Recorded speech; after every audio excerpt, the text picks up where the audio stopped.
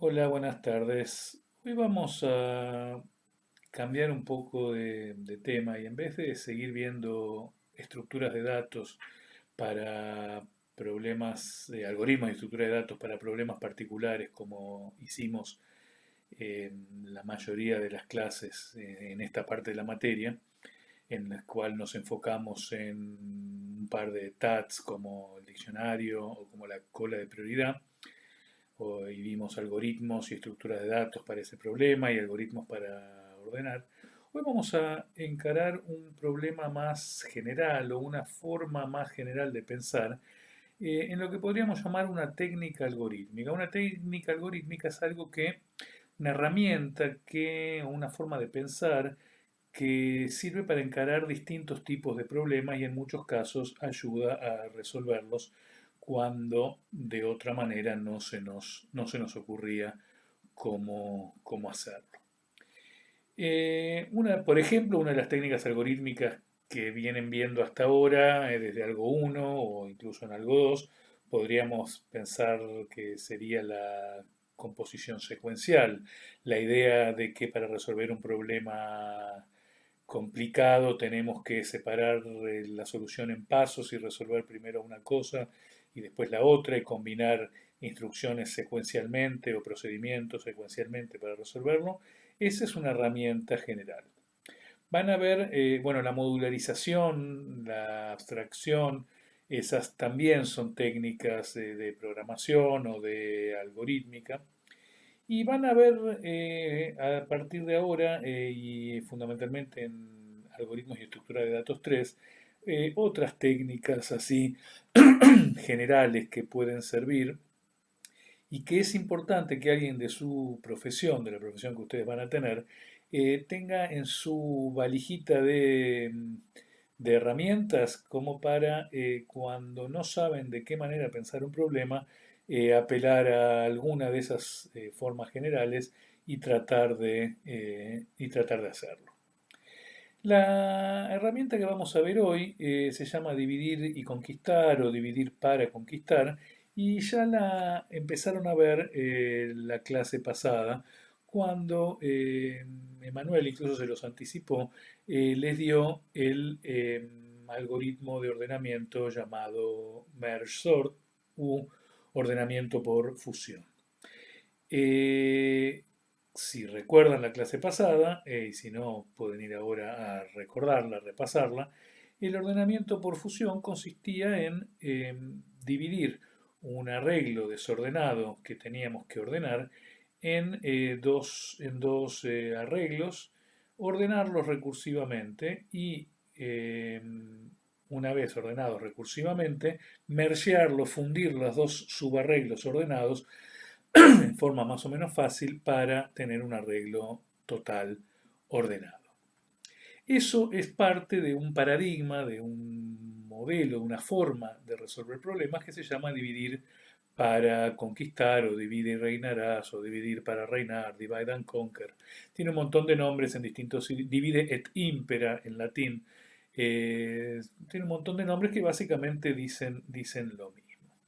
La idea es, que es bastante intuitiva por otro lado, es la de resolver un problema que uno no sabe cómo resolver, pensándolo si uno lo puede resolver por partes, pero por partes no como la división secuencial, sino por partes en el sentido de resolver problemas más pequeños del mismo tipo en forma tal que puedan ser combinados para resolver el problema general.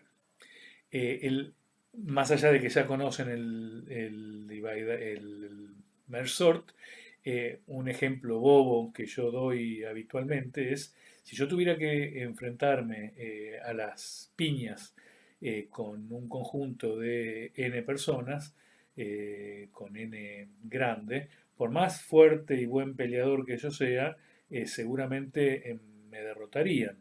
Pero si de alguna manera inteligente yo me las arreglo para dividir a la gente en dos grupos a mis enemigos, en dos grupos de n sobre 2 por un lado y n sobre 2 por el otro, seguramente los voy a poder derrotar, ¿no? ¿O no? Bueno, en realidad depende de n sobre 2. Si n sobre 2 es de cierto tamaño, posiblemente tampoco lo pueda hacer.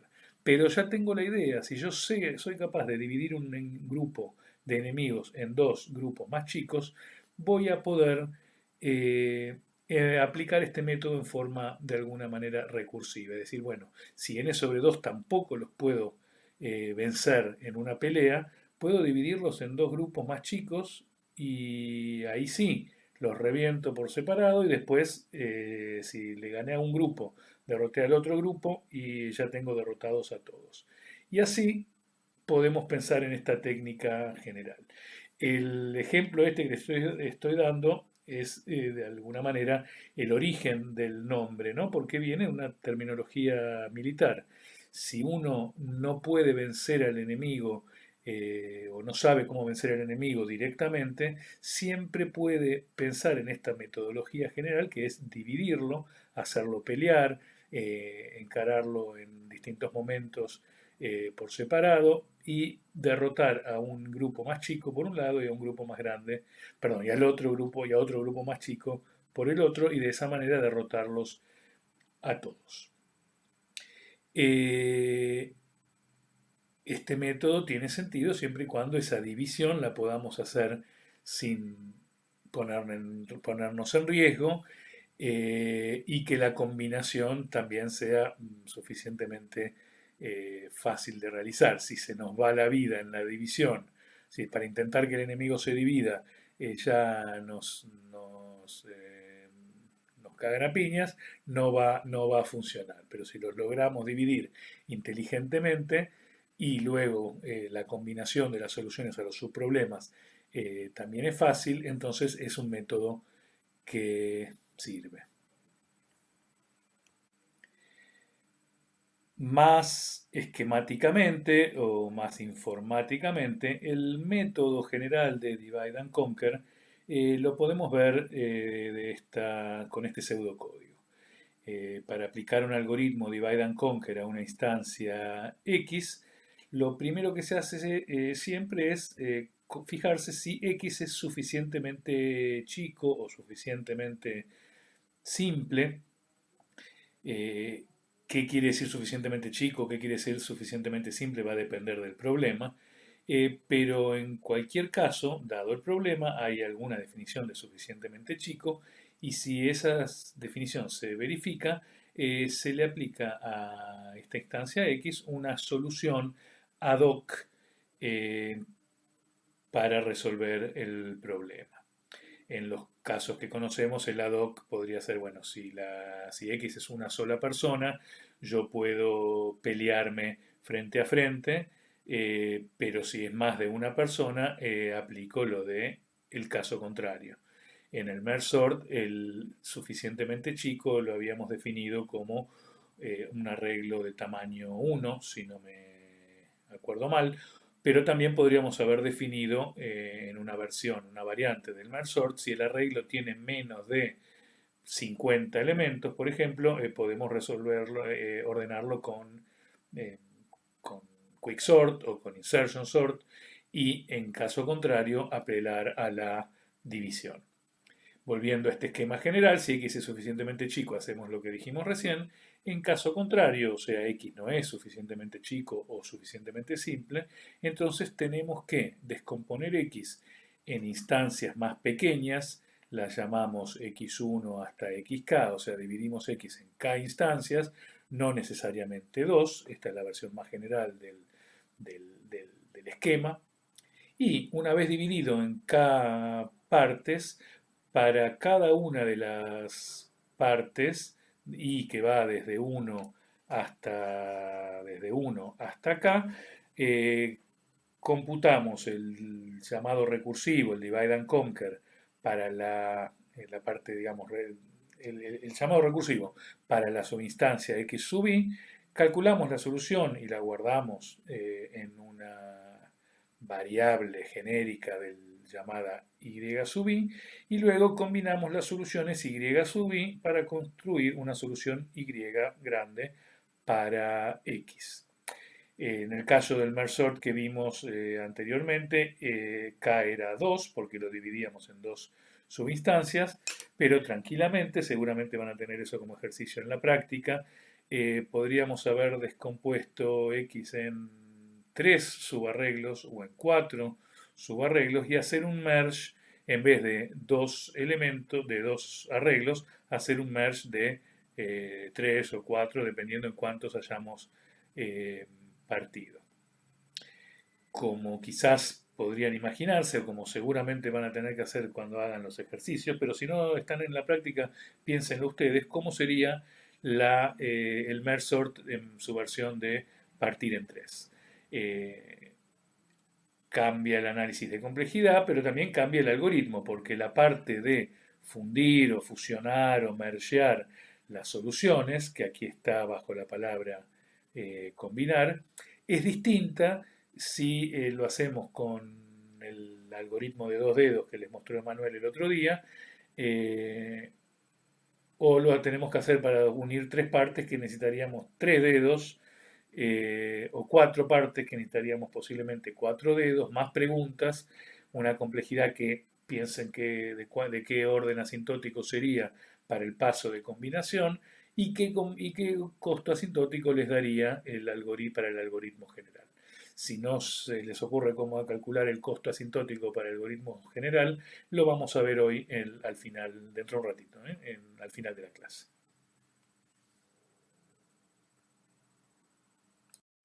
Como siempre, vamos a ver ejemplos para entender un poco más el concepto.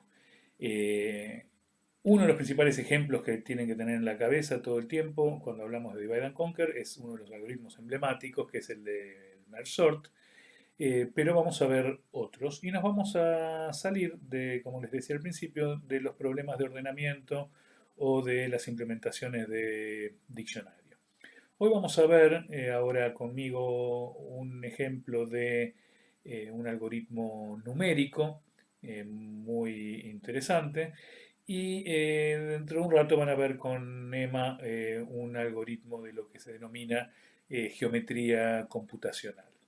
Distintas áreas donde se aplica la idea de divide and conquer para obtener algoritmos eficientes o para tener algoritmos cuando uno de otra manera no los tenía.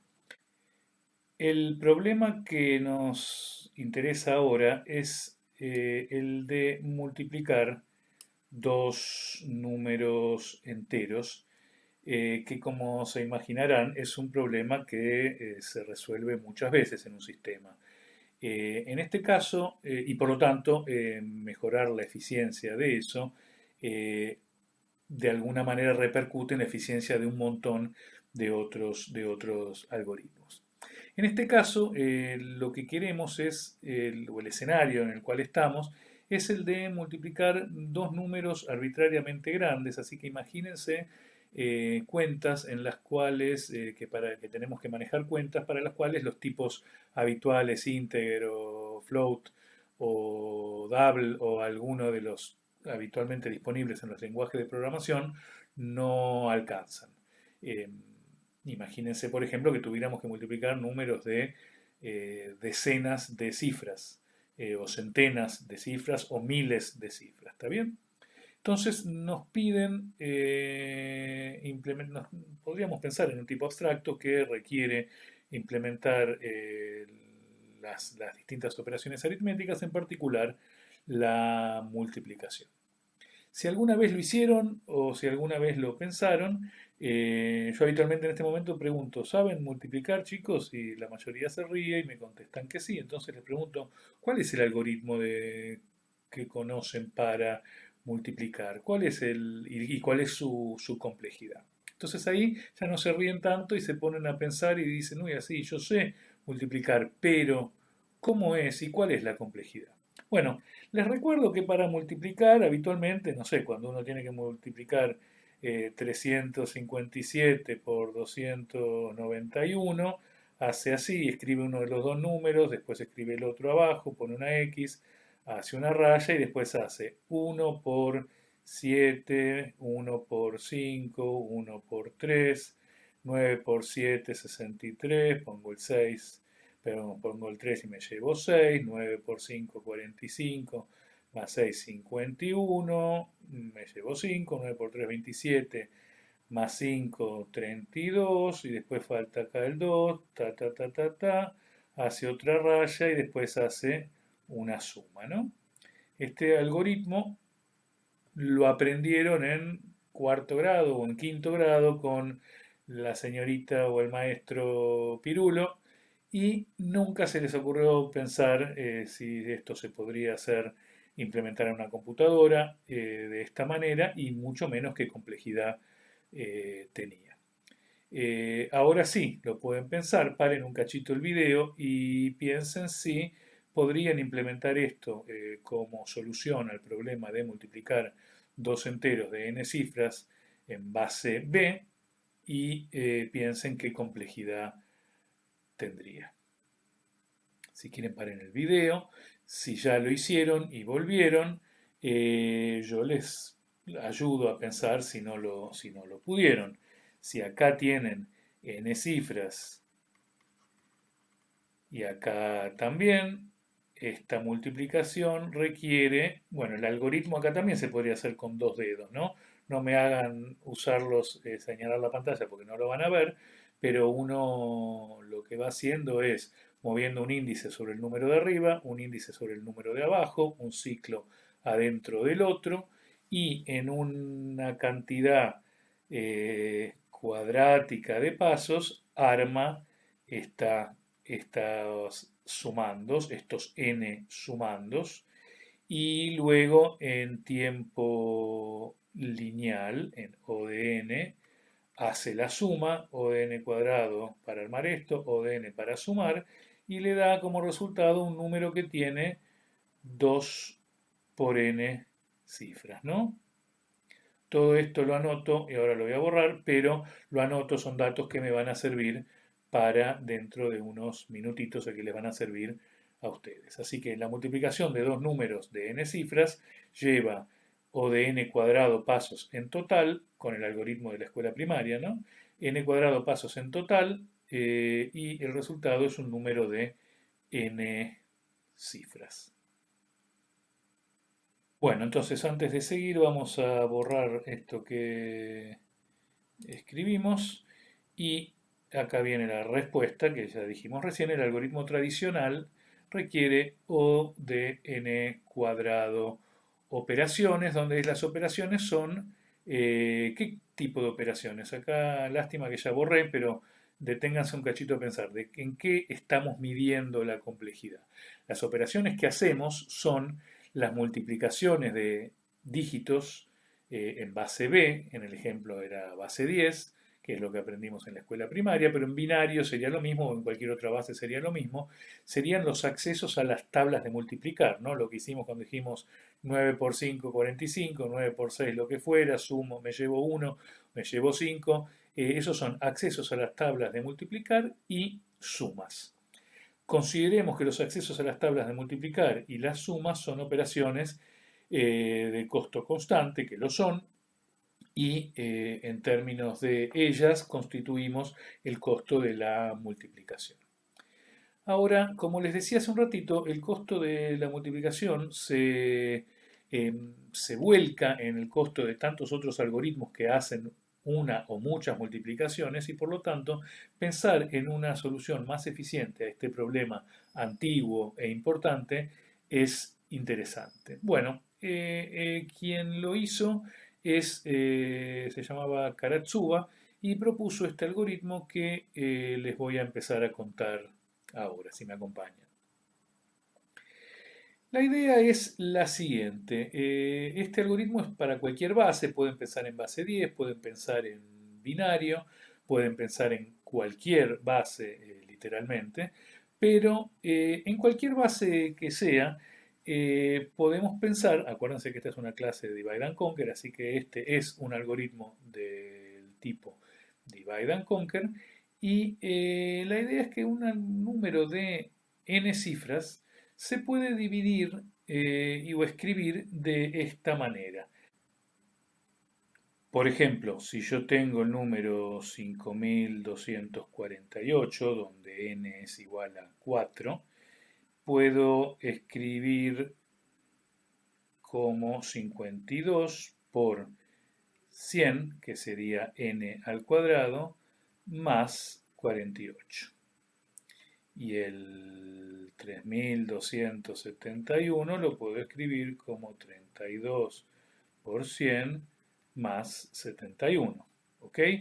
Así como habíamos aprendido también en la escuela primaria a separar en unidades, decenas, centenas, unidades de mil, etcétera, etcétera, acá podemos dividir un número en dos mitades y ver que la mitad es un número multiplicado por la base a la n sobre 2 y la segunda parte, la parte menos significativa, multiplicada por 1. Esa partición se puede hacer en cualquier caso y si miran los números como strings de dígitos o de bits o secuencias, listas encadenadas, como quieran, pero como secuencias de n dígitos, siempre pueden pensar esto y que esto desde el punto de vista matemático y desde el punto de vista computacional, la idea de que la cadena o el string 5248 puede ser visto con el 52 por un lado y el 48 por el otro, ¿no? Esto no es una división, sino una separación. 52 centenas, 48 unidades. Dicho esto, si yo tengo x que lo divido en estas dos partes e y que lo divido en estas dos partes, yo puedo escribir la multiplicación x por y, vamos a borrar lo que escribí, puedo escribir la multiplicación x por y como x por y, como x1 por b a la n sobre 2 más x0 por y1 por b a la n sobre 2 por y0 y luego aplicar la propiedad distributiva. x1 por b a la n sobre 2 por y1 por b a la n sobre 2 es x1 por y1 por b a la n, porque b a la n sobre 2 por b a la n sobre 2 es b a la n. x1 por b a la n sobre 2 por y0 y y1 por b a la n sobre 2 por x0 los meto acá como x0 por y1 más x1 por y0 por b a la n sobre 2 y por último los dos términos independientes x0 por y0. Así que si x es esto e y es esto, x por y es esto. ¿Cuál es el chiste? ¿Cuál es la gracia de ver los dos números x e y de esta manera? Bueno, la gracia es que si esta partición en dos mitades la hacemos eficientemente, podemos pensar ahora que ya tenemos acá frente a nuestros ojos un nuevo algoritmo de multiplicación. El nuevo algoritmo de multiplicación dice, para multiplicar x por y, si x e y son chiquititos, por ejemplo de un dígito cada uno, usa la tabla. Pero si la tabla de multiplicar, no la tabla de barrenar. Si x e y son grandes, entonces partilos en x1 e y1 por un lado, x1 y x0 por un lado y y1 e y0 por el otro, y hace estas multiplicaciones. ¿Cuántas multiplicaciones hay acá? Bueno, acá hay que hacer una multiplicación de x1 por y1, pero de dos números más chicos, otra multiplicación de x0 por y1, que son dos números más chicos, otra multiplicación que es esta, y otra multiplicación que es esta. Son 4 multiplicaciones, pero 4 multiplicaciones mucho más chicas. Después, ¿qué más hay que hacer? Hay que multiplicar por b a la n y hay que multiplicar por b a la n sobre 2. ¿Cuánto cuesta eso? Bueno, ¿cuánto cuesta multiplicar por una potencia de la base? Fíjense que cualquier sea la base, multiplicar por una potencia de la base consiste, como siempre, en agregar ceros. Multiplicar por 100, multiplicar por 1000, multiplicar por 1.000.000, siempre es multiplicar por ceros y por lo tanto, en términos de strings, significa correrlos hacia la izquierda, con lo cual esta multiplicación no tiene una complejidad comparable a la de la multiplicación. Es algo que se hace eficientemente. Lo mismo para esta. Y después lo que hay que hacer es esta suma y esta suma. Así que 4 multiplicaciones de n sobre 2 y 3 sumas. El costo de todo esto es el costo de mi nuevo algoritmo de multiplicación. Y sería bueno que haciendo las cosas así me dé un costo más barato que n cuadrado. Me avivé por suerte a tiempo de que estaba tapando lo que escribí, así no tengo que grabar de vuelta. Entonces les decía, el costo de estas 4 multiplicaciones más chicas y estas 3 sumas, si fuera más chico que n cuadrado, tendríamos un algoritmo mejor que el que aprendimos en la escuela primaria. Bueno, van a ver después en esta clase que haciendo las cosas así, el algoritmo nos da, les prometo que van a verlo después, lo van a calcular, nos da orden de n cuadrado otra vez. O sea que no mejoramos la complejidad viéndolo como divide and conquer. Tenemos un algoritmo nuevo, pero no mejoró la complejidad. Sin embargo, Mr. Karatsuba, o Karatsuba-san, no pensó este algoritmo, pensó algo más inteligente. Primero pensó esto, pero después se le ocurrió inteligentemente lo que van a ver a continuación. Me vuelvo a correr. Y Karatsuba definió estas 3 cosas, las sacó de su galera y dijo sea M1 igual X0 por Y0, sea M2 X1 por Y1 y sea M3 X0 menos X1 por Y1 menos Y0. Resulta que con estas 3 definiciones podemos escribir X por Y de esta manera que ven a continuación. X por Y es M2 por B a la N, M2 es X1 y 1. Pucha, vamos a borrar. M2 es X1 por Y1. M1 que es X0 por Y0. Y esto, fíjense, miren en la transparencia anterior, van a ver que esto es lo que está multiplicando B a la N y esto es lo que está como término libre. Y lo que está multiplicando a B a la N sobre 2 lo escribimos como M1 más M2 más M3. O sea, X0 y 0 más X1 y 1 más M3, que es la multiplicación de estas dos cosas, que es X0 y 1 menos X0 y 0 más menos X1 y 1 más, que se cambia el signo, más X1 y 0.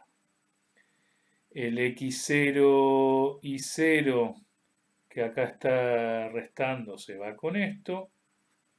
El X1 y 1 que acá está sumando y acá restando se van. Y queda el X0 y 1 y el X1 y 0 multiplicando al B a la N sobre 2, que es lo que teníamos en el slide anterior, que era X por Y. ¿Para qué sirve hacer todo semejante lío? Bueno, sirve para que ahora esta multiplicación se pueda resolver haciendo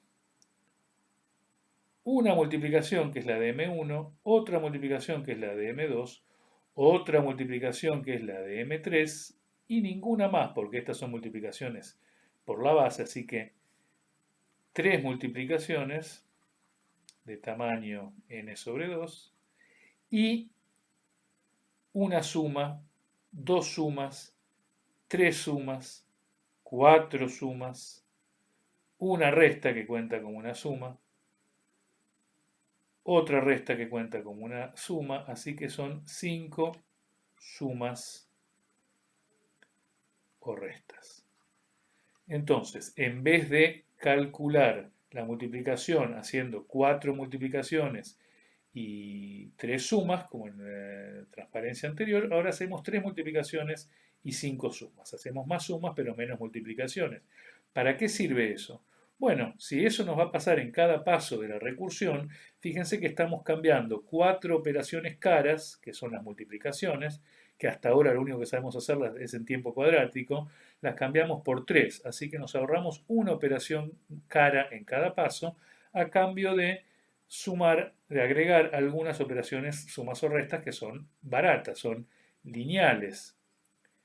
Si hacemos las cuentas que les voy a enseñar a hacer dentro de un ratito para calcular la complejidad, vamos a descubrir que este nuevo algoritmo de multiplicación, que este sí es el algoritmo de Karatsuba, tiene una complejidad mejor que la del algoritmo cuadrática.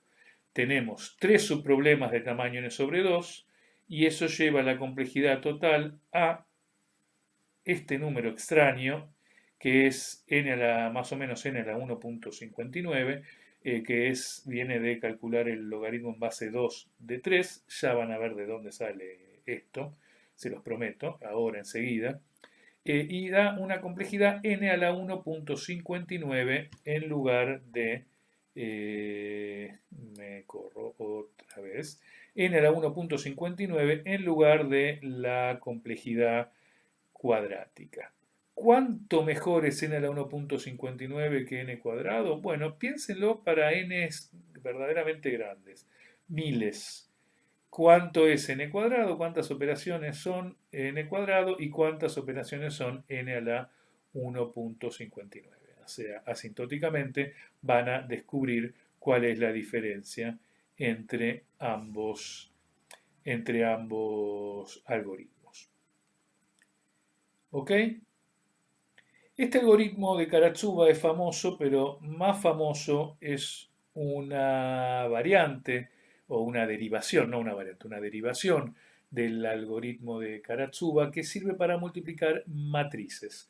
Les voy a dar algún hint y les voy a pedir que lo piensen ustedes también. Es la misma idea del algoritmo de Karatsuba aplicada a la multiplicación de matrices. La multiplicación de matrices, por si no lo recuerdan, se trata de multiplicar dos matrices de n por n. Eso da como resultado otra matriz de n por n. La complejidad del algoritmo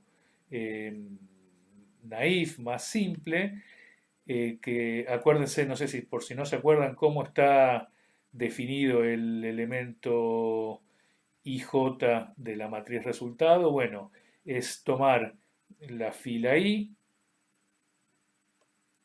y la columna J y multiplicar este elemento por este más este elemento por este más y así sucesivamente, con lo cual esto tiene un costo lineal para rellenar cada uno de estos n cuadrado posiciones, así que el algoritmo estándar tiene complejidad O de n al cubo.